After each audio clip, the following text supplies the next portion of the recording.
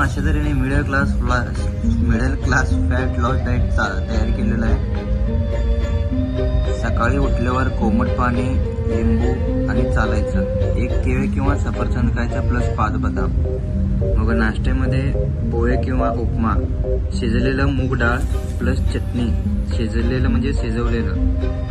नंतर दुपारी 2 पोळी प्लस डाळ प्लस भाजी प्लस सलाड. सलाडमध्ये जसं कांदा आणि प्लस टोमॅटो, काकडी, बीटरूट आणि काय ते मुळा, हे सगळे येतात सॅलडमध्ये.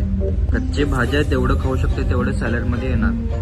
मग संध्याकाळी ग्रीन टी प्लस भाजलेले चणे आणि एक फळ खायचं, कुठलं पण खावा. पेरू, ॲपल, आंबा, पपई, कलिंगड नाही, आता थंडी पडली ना, कलिंगड नको.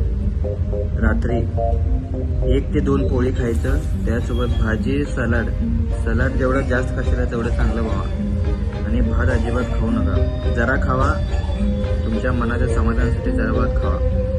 नियम बघा, सगळ्यात कडक नियम आहेत आपले. साखर तळलेलं बंद करायचं, अजिबात खायचं नाही. म्हणजे चहा बंद करायचं.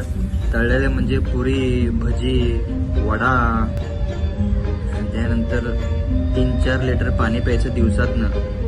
कमी जेवढं ताण होते तेवढं प्यायचंच. कमीत कमी 3 ते 4 लिटर वजनच्या हिशोबानं प्या.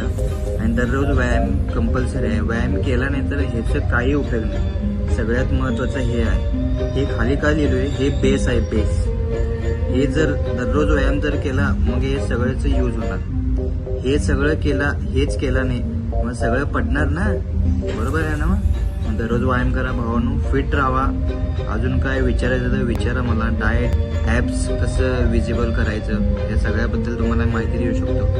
थँक्यू भावांनो. लाईक करा, सबस्क्राईब करा, सेव्ह करून ठेवा व्हिडिओ. Okay, thank you.